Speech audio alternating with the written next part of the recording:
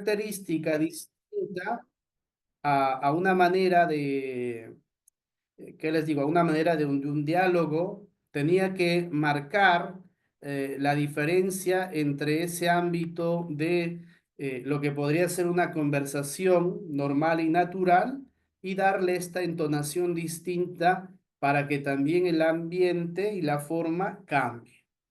Entonces, poco a poco, toda la liturgia se organizó en torno al misterio eucarístico. Esto es importante saberlo. Es decir, la razón de ser tanto de la liturgia y del canto viene a ser el misterio eucarístico. Entonces, toda la celebración comprendía y tenía esta estructura: lecturas, cantos, intermedios y celebración de la cena eucarística.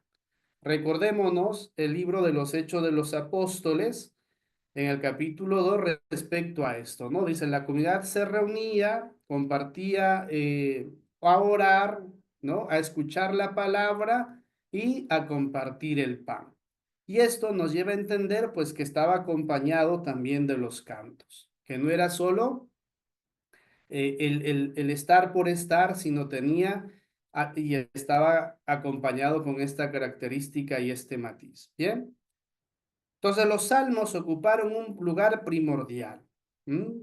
Entonces los salmos, si ustedes lo vamos a ver en algún momento determinado, eh, eh, vamos a notar que hay algunos salmos con mayor estructura musical y otras no tantas. Pero eso lo vamos a ir viendo más adelante para poder entenderlo y ver incluso a los compositores ya de la música les resultaba más fácil uno que otro salmo y esto ayudaba también. Entonces, la forma responsorial procedente del judaísmo, un cantor entonaba el texto sagrado y la asamblea respondía con algunas aclamaciones como el amén y el aleluya. ¿Mm? Entonces había la participación del pueblo, ¿no?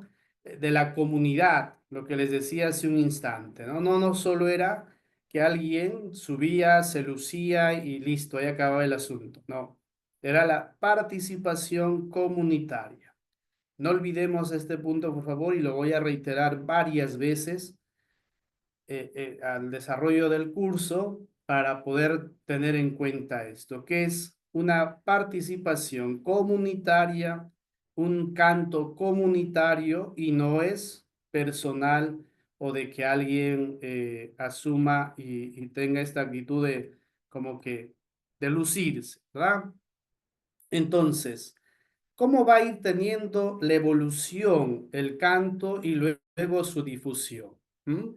Esto también es muy importante porque los mismos, las épocas, los siglos, las circunstancias y las influencias que nunca van a dejar de estar, va a hacer que la iglesia haga sobre el canto también allí las modificaciones, vaya teniendo también ese crecimiento y esta difusión que va a ser bueno, pero también va a estar acompañado de ciertos desafíos. Entonces, el canto litúrgico, una vez establecido por las primeras comunidades cristianas, esto es importante, se respetó y se transmitió de una a otra generación. Fíjense desde dónde está la raíz respecto digamos, al respeto y a la forma de transmisión. ¿Mm? Y aquí quien, diríamos, tuvo también un protagonismo fue Constantino, porque él, como saben, establece el cristianismo como la religión de todo el imperio. Y por ende, en ese crecimiento, en esa expansión, iba acompañado también del canto. Bien, por eso dicen aquellas piadosas cantinelas adquirieron un tono triunfal y el florecimiento de la liturgia dio un empuje decisivo a la música eclesiástica. ¿Mm? Esto, si ustedes revisan o ahorita mismo recordamos algún canto, que son cantos marciales. ¿Mm? ¿No? se me ocurre, ¿no? Pueblo de reyes, asamblea santa, pueblo sacerdotal, pueblo de Dios. Es marcha, ¿no? Y otras tantas. Y ahí dice, ¿no? Un tono triunfal, aquí faltó marcial, pero que tenía ese contexto. Entonces, originariamente el canto del ordinario de la misa era una recitación de melodía sencilla, como las del sacerdote en el altar. Es decir, nadie se complicaba, era justamente con qué fin, con el fin de que la iglesia, la comunidad participara, ¿no? Entonces, no es una cuestión de que no se tenga en cuenta al pueblo o a la comunidad. Justamente se hacía pensando en la comunidad, en esa comunidad celebrativa. No se hacía pensando solo en el sacerdote, no se hacía solo pensando que en esos inicios no se habla del coro como tal, y lo vamos a ir viendo más adelante, ¿no? Entonces no se conoce ninguna melodía de los primeros siglos. Es decir, no vamos a encontrar, como pasará mucho más adelante, partituras, no vamos a encontrar grafías musicales respecto a esto, sino solo lo que fue dejando y el testimonio que se fue encontrando respecto a esto. Entonces, el canto cristiano, con notación melódica, más antiguo conocido hasta ahora es un himno greco-alejandrino, que se supone data de finales del siglo III o principios del siglo IV. ¿Mm? Una notación melódica. Atentos en esto, ¿no? Recuerden que el canto está desde el comienzo. ¿Mm? El Shema es un saludo, ¿sí?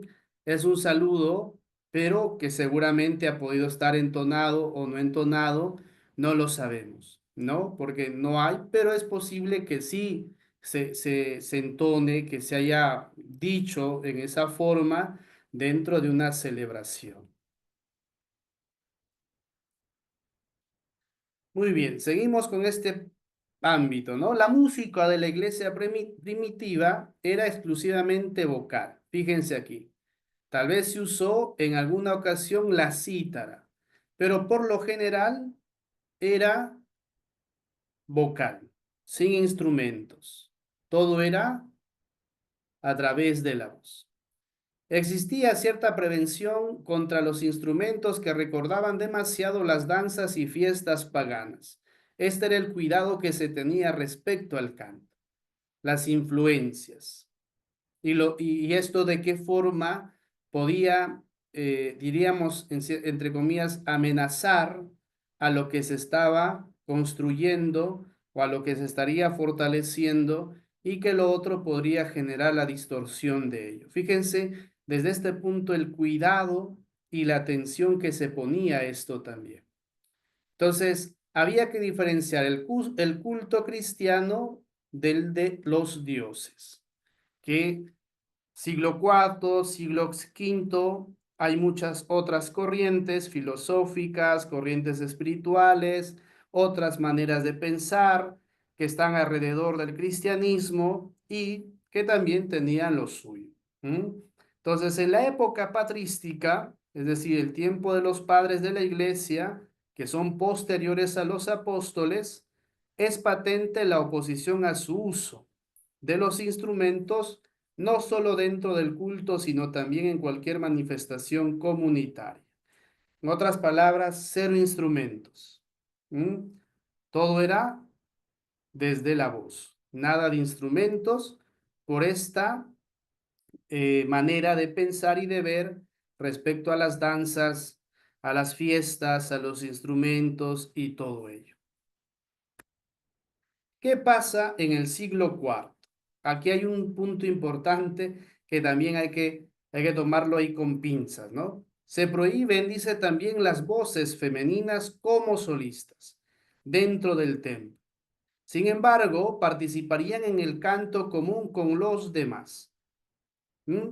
Importante, ¿no? Recuerden que de acuerdo a la mentalidad, de acuerdo al tiempo, pues quien dirigía las liturgias, quien dirigía era el sacerdote, o podía ser el diácono en relación a esto. Entonces quien entonaba, quien dirigía era los ministros ordenados, y por lo tanto había ese recelo, o diríamos un poquito el tema de relegar la figura femenina, es decir, no en su sentido de protagonismo, pero eso no hacía que no deje de participar en la liturgia Ya, ya, comunitaria. para terminar también cerquita. Ella me dijo también, tú tienes que reclamar, porque prácticamente están pasando sobre los derechos de los municipios escolares, porque hay un municipio escolar. Y si no te hacen caso, tú tienes para que parte no sé dónde me dijo. Porque Al son municipios. difundirse estas primeras melodías litúrgicas, se introdujeron ciertas modulaciones en el canto sagrado que produjeron un cierto atentado a su dignidad. Fíjense cómo va pasando, ¿no? Las influencias trae consecuencia esto. Es decir, que el canto sagrado, al estar en esas influencias, en esas, bajo esas cosas que van rondando, corre riesgo sentido y el atentado a su dignidad. ¿Mm? Se podía poner una melodía diferente, se podía cantar de otra forma, etcétera, lo cual conllevaba a esta situación. Entonces van a aparecer las primeras reformas musicales, como es el caso del Papa San Silvestre, que al tratar de remediar los abusos introducidos, hizo abrir en Roma una escuela normal, destinada a formar los cantores de la iglesia. Y aquí aparece por primera vez, y a la vez creó una escola cantoro, encargada de ejecutar una buena parte de los cantos de la misa y del oficio. Fíjense, en el siglo cuarto, ya desde el siglo cuarto aparece una escuela coral, una escuela para este fin, para formar a los cantores de la iglesia. ¿Mm? Entonces, al haber esas influencias, al haber esas distorsiones, al generar también todos estos cambios en el tema de la letra, dejando ya de lado en cierta forma también la base y la inspiración bíblica, al aparecer tantos, el Papa Silvestre dice, esto no puede seguir pasando. Establece una escuela normal para formar a los cantores de la iglesia con una escola cantorum, quienes participarían en los cantos de la misa y el oficio. Otro personaje importante que va a aparecer va a ser San Ambrosio, quien fue obispo de Milán, y a él se deben los primeros trabajos musicales de importancia al hacer la primera recopilación de melodías litúrgicas. Fíjense aquí, la recopilación de melodías litúrgicas. Aquí ya la cosa va cambiando. Ya no solo hablamos de los cantos, sino decir que estos cantos, dice Ambrosio, caray, tiene melodía, tiene tal cosa, tiene tal adorno, tiene tal cosa, y él se toma el tiempo para hacer eso. Por eso es que va a surgir la liturgia ambrosiana, como también la música ambrosiana. Entonces, aquí vamos viendo esta tarea, este rol importante respecto a cómo se va conformando la iglesia. Luz está muy participativa. Sí, desde luego. Eso es lo que vengo diciendo, Luz, que en un comienzo eran los textos bíblicos, o más que los textos bíblicos, sobre todo los salmos, sobre todo los salmos. Lo hemos dicho con anticipación.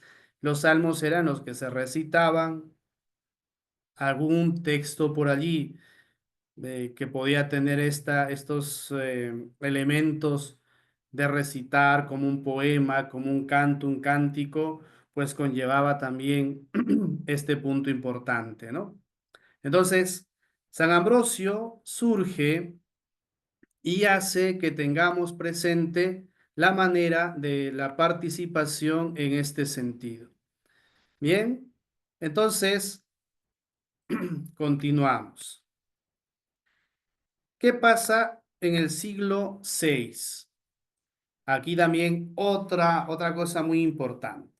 La expansión de la iglesia origina la pérdida de la unidad en el canto, ¿no? San Silvestre, recuerden que dice, vamos a hacer una escuela de canto, vamos a conformar el Schola Cantorum. Luego San Ambrosio, por su parte, hace la melodía, recopila las melodías y en el siglo VI otra vez la pérdida de la unidad del canto. ¿Por qué? Por el mismo hecho de su crecimiento. Recuerden que la iglesia en su salida va a tener influencias culturales, influencias religiosas, y todo esto también va a conllevar indudablemente que haya estos riesgos. ¿Mm? Tienen todas algo de semejanza debido a sin duda a su origen común y a las mutuas influencias, ¿no? Entonces ya, como que diríamos, no hablamos solo de un canto, sino que vamos a hablar de otras formas. Y eso es lo que vamos a ver ahorita. Disculpen, no quiero dejar de pasar las... Dice, ¿cuándo no se canta el aleluya? A eso vamos a llegar. No te adelantes todavía, Rosa. ¿No?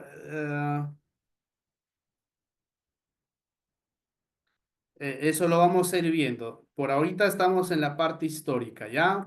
Estamos en la parte histórica. Lo demás, cuando se canta el aleluya, cuando no se canta, ya lo vamos a ver en su momento. Bien, entonces les decía eso, ¿no? Entonces en este momento histórico aparece la figura del Papa San Gregorio Magno. ¿Mm? La figura del Papa San Gregorio Magno que inmortaliza el canto litúrgico por excelencia, el que durante 15 siglos será considerado como el modelo supremo de un arte y de una espiritualidad. Ojo, punto importante, ya no vemos el canto por el canto nada más, ya no vemos el canto como una cuestión de adorno, sino también se considera como un arte que va acompañado de una espiritualidad. ¿Qué le va a dar la espiritualidad a ese canto? La melodía, el ambiente donde se canta, los templos, a quién se canta, dentro de qué celebración se canta. Todo esto influye para ir dándole los elementos que van a ser importantes en adelante. Pero un detalle importante en todo esto es que San Gregorio, fíjense, no escribió personalmente melodía alguna, pero sí organizó y coordinó el canto litúrgico de la iglesia. ¿Mm? ¿No? Qué afán y qué interés, ¿no? De organizar y coordinar el canto litúrgico de la iglesia. Probablemente, ¿no? Esta preocupación, este interés. Por eso la obra de San Gregorio se realizó de la siguiente manera: la compilación del antifonario centón y la reforma de la Schola Cantor. ¿Quién? Esto puede ser pregunta de examen, ¿eh? Puedo preguntar yo en el examen eh, quién establece una escuela sobre el canto. ¿Mm? ¿Quién establece una escuela para el canto?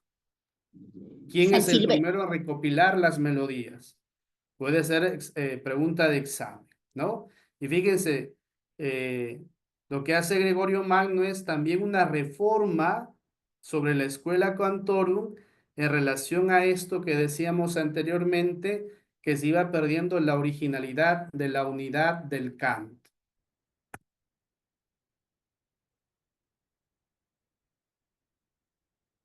Y muy bien, ¿qué es el canto gregoriano? Tal vez ustedes han escuchado alguna melodía por allí, nos ha sonado muy bonito, muy chévere, que incluso nos lleva, por decirlo así, a otra dimensión, es muy bonito, alegra, en lo personal me gusta a mí mucho el canto gregoriano.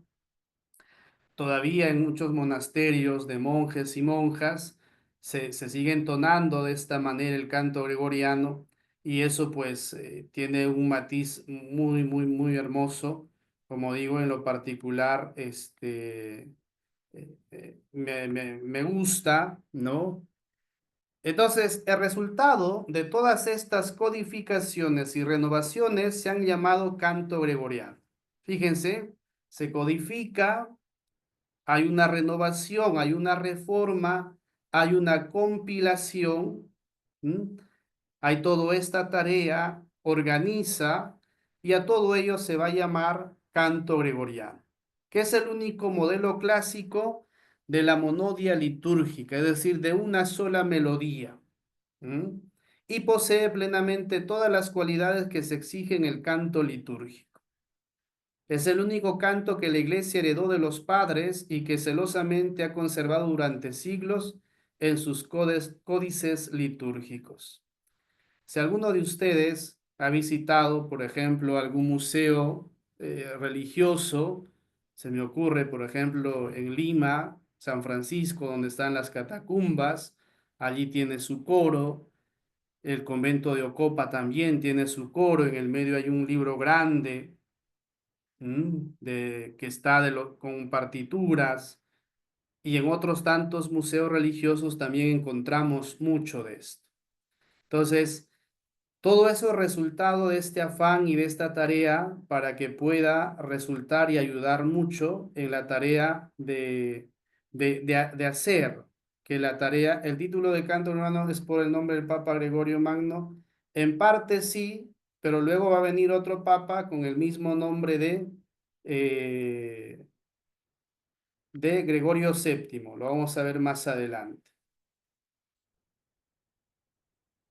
Bien, entonces, juntamente con la liturgia romana, el canto gregoriano comenzó a extenderse. Aquí hay un punto importante, ¿no? Es decir, no deja de lado el tema de la influencia romana. Decíamos antes el greco-romano y aquí también la influencia.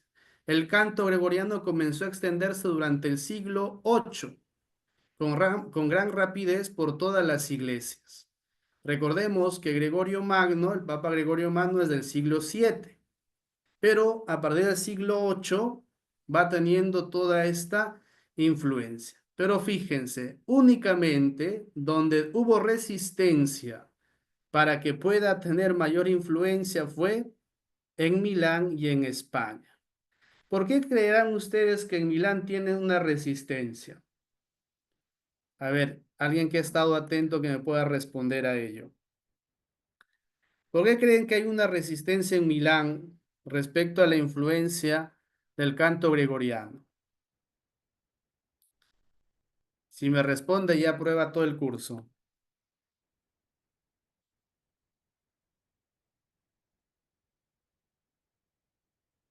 ¿Nadie se anima a responder?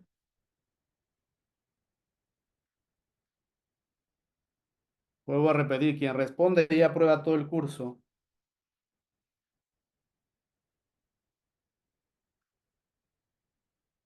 Vamos a ver si es la respuesta. Por Pues Ambrosio. nada, a ver, ¿perdón?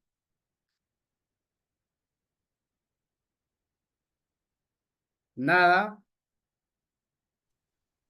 Por Ambrosio. Pensemos. A ver, ¿quién va a hablar? Vanessa.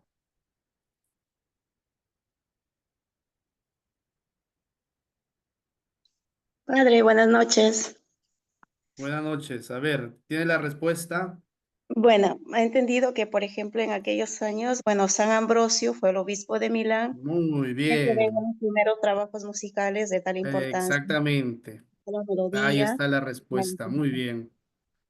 Bien, entonces ahí está la razón, ¿no? Es decir, ¿por qué hay la resistencia? Porque ya San Ambrosio había hecho lo suyo con anterioridad y por ende había que valorar y respetar eso. ¿M? Y pues costó, ¿no? Por eso dice, encontró una barrera infranqueable. Ahora, ¿por qué en España? Ahí lo vamos a dejar y lo resolveremos más adelante. Y aquí, ¿no? ¿Qué es la reforma gregoriana? Lo que preguntaba hace ratos Luz, ¿no? Dice, la reforma llamada gregoriana, fíjense, empieza con el Papa Gregorio Magno y alcanza un nivel alto con Gregorio VII. Estamos hablando de dos Gregorios, del que comienza y de aquel que lo lleva a una dimensión más grande. Uno es del siglo VI, el otro es del siglo XI. Para tener en cuenta, para tener en cuenta en esto. Esta reforma busca la unidad de la liturgia en la iglesia. Entonces, en este proceso de unificación posterior a Gregorio Magno surge el fenómeno de la hibridación musical. Si analizamos con detenimiento esta reforma, caeremos en la cuenta que Gregorio Magno basó su reforma litúrgica en el canto romano, ¿no? En la influencia romana. Pero él no compuso ninguna melodía que posteriormente le atribuiría. Lo que decíamos antes, ¿qué había hecho Gregorio Magno? Organizar y recopilar. No compuso nada. Su tarea fue organizar y recopilar. Eso puede ser otro examen, otra pregunta de examen también, ¿no? ¿Qué hizo Gregorio Magno y qué hizo Gregorio VII? Entonces, bien, vemos que el canto primitivo cristiano pasó al canto gregoriano. ¿Mm? Recuerden, habíamos dicho que antes era voz, era monosilábico, si queremos llamar el término, ¿no? Es decir, de una sola manera, de un solo canto. Entonces, en principio, como canto del pueblo que canta las partes de la misa.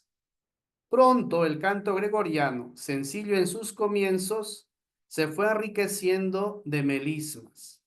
Si alguno, en el grupo hay algún músico, hay alguno que participe en él, entenderá mejor qué es melisma, ¿no? Ya son las voces, ya son las melodías que diferencia dentro. Ustedes habrán escuchado cuando se habla y dice, no, vamos a hacer un coro a 2 voces, a 3 voces, a 5 voces. A veces hay un coro de 20 voces porque integran 20 personas, ¿no? Entonces ya la cosa hay que preocuparse. Entonces allí va respecto a esto, ¿no? Esto llevó a que sea cada vez más difícil ser entonado por el pueblo, por lo que pasó hacia el siglo VI a ser interpretado por la escuela, ¿no? Es decir, al haber estas situaciones, el pueblo cerraba, ¿no? Ya no cantaba porque pues, no sé si seguir a este, al este, a este, no sé porque ya había una escuela, ya había un coro, ya se hablaba de aquellos que estaban, digamos, en esa tarea específica de ver los cantos dentro de la celebración.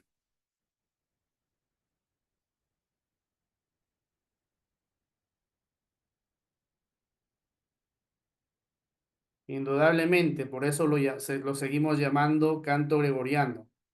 Si no, respondiendo a Luz, ¿no? Si no, ya no hablaríamos de ella, ya no se seguiría cantando, hubiera pasado a la memoria, sino también es parte de la liturgia, es parte de la celebración. Vamos a ir viendo más adelante cómo tal vez ha perdido protagonismo y lo vamos a ir viendo poco a poquito en el siglo X por allí. ¿Mm? Entonces, les decía, ¿no? Esto llevó a que sea que cada vez más difícil sea entonado por el pueblo. Recuerden que el pueblo era quien respondía ante lo que el celebrante, el sacerdote o el que dirigía, pues tenía esa tarea y el pueblo respondía con el aleluya o con el amén, ¿no? Entonces, el gregoriano dejó de ser el canto del pueblo en la liturgia. Esto es importante, ¿no? Dejó de ser el canto no por una cuestión de desinterés, de no tomarlo en cuenta, sino recuerden el por qué se da esta reforma. Esta reforma se va a dar porque justamente va perdiendo ese riesgo en su expansión, va perdiendo esa esencia, si queremos determinarlo de esa forma, en esa expansión que va teniendo hacia otros lugares. Bien, entonces el pueblo se queda como un espectador de todo el misterio que se realiza en las celebraciones litúrgicas, ¿no? O sea, canto, ya no cantaba, fíjense desde dónde viene esto, ¿m? Y desde dónde se va dando, y no se pierde, ¿qué les digo? Porque alguien lo provoca, sino lo que provoca esto es la expansión del cristianismo, provoca las influencias que van encontrando en ese su establecerse en distintas culturas, en la cultura de Francia, en la cultura alemana, en distintas culturas va teniendo esa situación.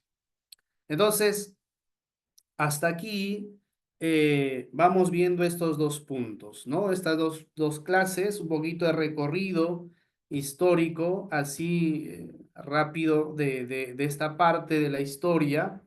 No he querido agregar este otro punto que les decía porque también la reforma gregoriana, a pesar, como decíamos, que iba a estar permanente cerca de 15 años, 15 siglos en la iglesia, teniendo el predominio y todo ello, perdón, va a tener también sus amenazas, va a tener también sus amenazas.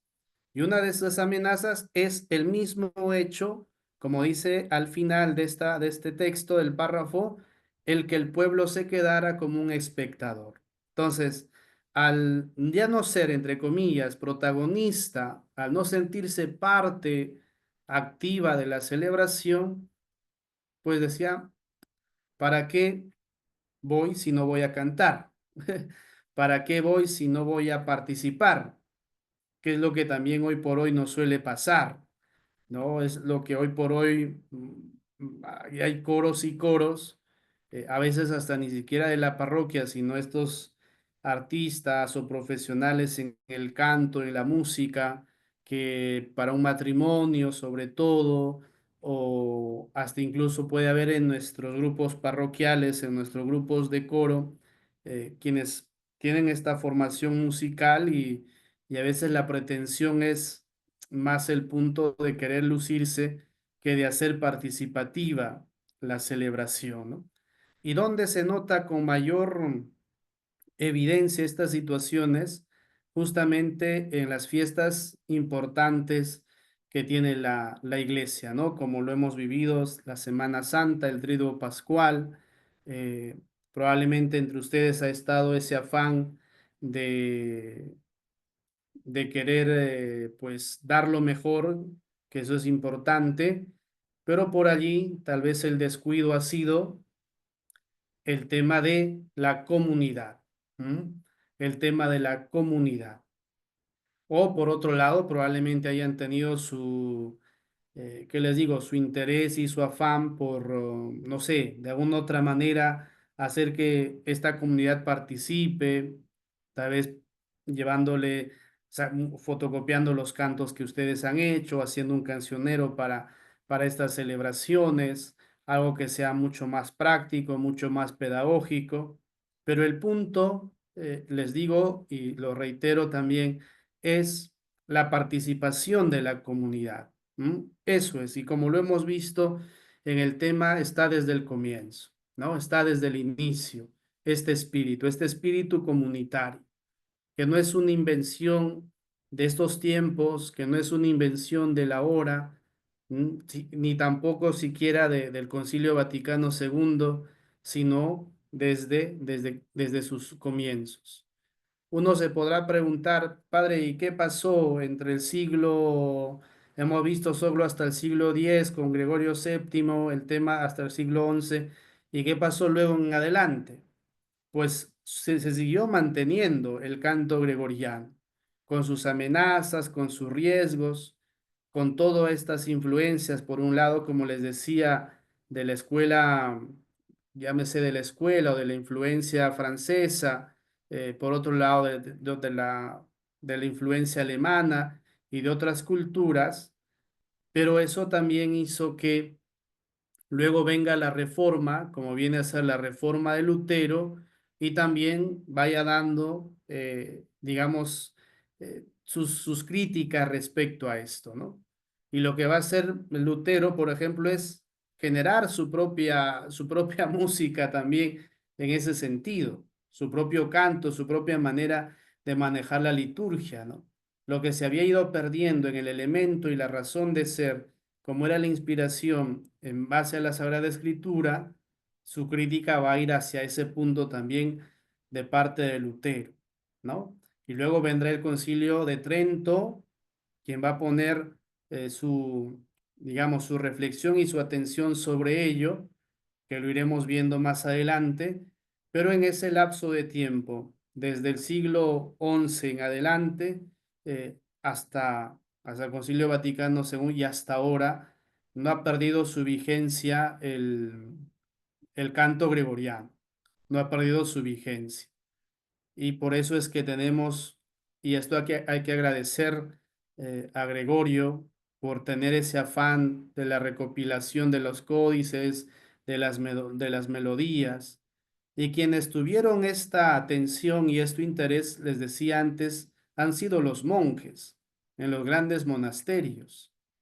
Ellos han sido los conservadores de ello, de la música, del canto, ¿m? Recopilando, transcribiendo, lo que en ese entonces no había ni la fotocopiadora como hoy tenemos, y era una de sus oficios y de sus tareas. El trabajo en relación al canto, de cómo exponerlo y de cómo hacerlo en esto también. Bien, esto era un poco el tema que correspondía hoy. No sé si hay alguna pregunta, algún comentario, alguna opinión o algo que también agregar. Por ahí ustedes que tengan algo respecto a esto. Queda Padre, abierta la sala. Sí, buenas noches, padre. dime Judith, buenas noches. El que canta ahora 2 veces. Bueno, esa es una frase de San Agustín y si lo dijo es porque seguramente lo sintió, lo vivió así y lo que hemos hecho nosotros es repetirlo, ¿no?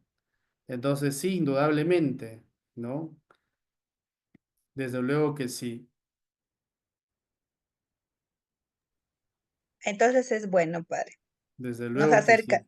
Ay, Sí, sí, gracias, sí. padre. Muy Gracias, bien, padre. A seguir cantando entonces. muy bien, a seguir cantando. Padre Víctor, buenas noches. Hola, Herbert, buenas noches. Eh, Padre, los salmos, la tonalidad para poder cantar en una liturgia, ¿uno mismo tiene que componer o hay, digamos, ya No, no, no. establecido un tono? Ya está establecido. O sea, es decir, lo vamos a ir viendo. Está bien las preguntas, pero como les vuelvo a repetir, no me quemen el pan antes de que salga a venderlo. Sí, o sea, es decir, hay todo un salmodiario, ¿no? Hay un salterio que también se canta, que tiene unas melodías. Y lo que les decía, allí han tenido mucho que ver los monjes, ¿no? Los monjes, los monasterios, en hacer toda esta tarea. ¿Mm? Claro, a veces algunos tienen ese don del canto, de la melodía, y a veces se lanzan a cantar, y está bien. Pero lo que decía al comienzo de este tema, ¿no? En las primeras diapositivas, ¿qué es lo que procuró la iglesia en el canto litúrgico, ¿no? Mantener, conservar lo que es, manteniendo estos parámetros para que no haya los excesos ni los abusos en relación tanto al canto, a la melodía y a todo eso. Porque imagínate, se me ocurre, ¿no? Si uno quiere lanzarse a cantar como un Pavarotti o un domingo, Plácido Domingo, y porque tiene ese interés o tiene esa voluntad y a medio salmo empiezan las desentonaciones, le falta el aire porque no hubo ejercicio, porque como decías, pues yo quise cantarlo así y te fuiste, no sé, al sótano, al subsótano, o te mandaste al cielo, al séptimo cielo y hay que pensar, como les decía, en el ámbito comunitario. Justamente al poner estos parámetros, al poner Ah, estas rúbricas que se llaman el también. ámbito litúrgico, es justamente para La conservar mano. eso, para conservar la esencia y la naturalidad del canto. A ver, ¿quién es Parroquia Pangoa? Padre, buenas noches. Tu nombre Padre, y buenas noches. Soy Vanessa. Vanessa, buenas Vanessa noches. Maguiña, sino que estaba en el... Padre, buenas noches. Gracias por el tema. Padre, quería más que todo saber, bueno, cuando nos ha un poco mencionado es el canto litúrgico, tanto la influencia judía o también de Ambrosio, o también de Papa, ¿no? Eh, en la parte gregoriana, entonces, los primeros que cantaban eran la parte que estaban más cerca de la liturgia, puede decir los religiosos, o desde también luego. en esos tiempos, no, por la escuela solamente eran aceptados algunos y bueno, también me imagino que también más adelante, ¿no? Porque más varones o también las mujeres en el transcurso cómo fueron apareciendo, ¿no? Como fue la participación más que todo, ¿no? Comunitaria. ¿Cómo fue quizás, padre? Sí, no, por eso cada quien, ya lo decía con anterioridad respecto a que quien dirigía la liturgia tenía que tener también esta formación en el tema del canto. Y lo que hacía el pueblo era responder con el aleluya, con el amén. Y en estas escuelas que conforma, por ejemplo, San Silvestre, que lo va a hacer también más adelante Gregorio con la Reforma, pues había la participación. Si me preguntas por nombres, como tal, no te podría decir porque no hace mención en la historia, pero ya por ejemplo, a partir del siglo X, se menciona algunos personajes, no lo he puesto en el PPT, pero se menciona algunos personajes, pero no dice si eran sacerdotes o no, pero por lo general la liturgia siempre estuvo dirigida por los sacerdotes, por los religiosos, sobre todo en los monasterios, que conservaban esto, ¿no? Es decir, conservaban la melodía, conservaban el canto, van formulando y van estableciendo también las partituras, porque se hace esto, lo que decía la escuela, ¿no? La escuela para aquellos que vienen detrás, para aquellos que vienen detrás con este afán. ¿M? Y bueno, no estaba exento el pueblo de Dios. Si lo queremos llamar en estos términos que vienen a ser los laicos, no estaban exentos de su participación. ¿Mm? Tal vez no estaban al frente, pero al estar dentro de la celebración, pues ya eran. Recuerden esto, no lo he dicho, pero lo digo aquí, ¿no? En el curso de liturgia se ve eso. Eh, por ejemplo, participamos todos de la celebración. El sacerdote preside la celebración, pero la celebramos todos. La liturgia es de todos, de la comunidad. ¿Mm? El sacerdote, el ministro, lo que hace es presidir, estar a la cabeza de esa celebración. Si a eso responda tu pregunta, Vanessa.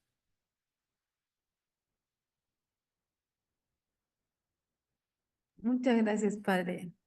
De nada. ¿Alguien más? ¿Alguien más quiere participar? Padre, yo quería hacer una preguntita, pero no es de la clase de ahorita. A ver. Hay un trabajo grupal que usted nos ha dejado. Ujú. Sí o sí tiene que ser grupal, padre. De preferencia, sí, chicos, acostumbrémonos. No es por una cuestión de, ¿qué les digo?, de exquisitez de mi persona, sino recuerden, estamos hablando de iglesia, estamos hablando de comunidad y de comunión. ¿Qué nos ha dejado e insistido el Papa Francisco, ¿no? Durante estos últimos años? La sinodalidad, ¿no? No, o sea, mi afán, si se quiere, de poder hacer, y ya desde el año pasado, quienes han llevado el curso conmigo, casi todos los trabajos han sido grupales. ¿Con qué fin? ¿Qué hacemos cuando trabajamos grupalmente? Nos sabemos escuchar, sabemos reconocer la cualidad del hermano, de la hermana, sé también cuáles pueden ser sus limitaciones y cómo puedo ayudar, puedo ver también cuáles son mis limitaciones, pero sobre todo, ¿qué estamos generando? Estamos generando esa comunión, estamos generando esa iglesia de la que tanto decimos que tenemos que ser así, así, así. ¿Mm? Porque a veces cuando el trabajo se hace personal, ¿a dónde vamos? ¿Cuál es nuestra tentación más grande cuando es personal? Hoy por hoy, al Chapiti o GPT, no sé cómo se llama, que hasta ni sé pronunciar, ¿no? Entro a una página y listo. Entonces tiene ese otro fin también. Quisiera que lo entiendan así y es eso. Tal vez hay alguna salvedad, que alguien pues esté solo en alguna comunidad y alguien que esté, no sé, se me ocurre por motivo de trabajo distante, me lo dice, me escribe, padre, tengo esta situación, pues se entiende, ¿no? Pero si estás en tu comunidad, en tu parroquia, vives en esa ciudad, ¿qué te resistiría a no hacer el trabajo grupal? Lo digo en general, ¿eh? No solo a ti, Judith, no lo digo en general, Sí, ¿no? O sea, padre, justo iba a decir eso. Nosotros ¿no? somos unidas, sino que de Ujú. todas maneras quería preguntar eso. Y Padre, ¿hay además, fecha de entrega para ese sí, trabajo? sí, sí, está todo puesto en la plataforma. Ah, ya, en la Sí, plataforma. sí, No he sí, revisado la plataforma, solo sí. estoy leyendo esta y no hay fecha. ¿Mm? Voy a revisar. Sí, sí, eso es lo que, por lo menos es mi interés. O sea, no podemos ser solo iglesia, aunque yo misma me dispare a los pies, solo cantando y haciendo dinámicas, sino Claro, también desde esta comunidad, con testimonio. eso, que sabemos que como catequistas, como animadores de comunidad, como evangelizadores, pues lo hacemos como comunidad también. ¿Bien? Padre, gracias. Muy bien. ¿Alguna otra pregunta por ahí? Ya nos estamos pasando de hora.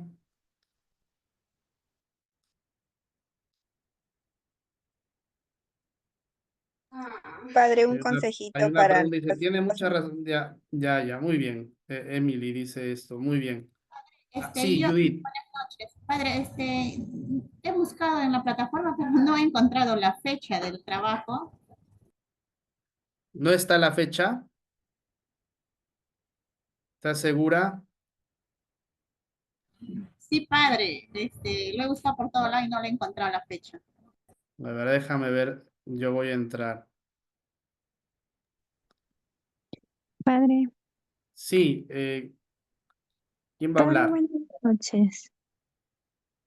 Padre, le habla Esmila. Bueno, en mi caso, podré hacer el trabajo, sola porque, bueno, soy de bien lejos, que es de Castro Virreina, que Ay, tú eres mi pertenece a paisana. Huancavelica.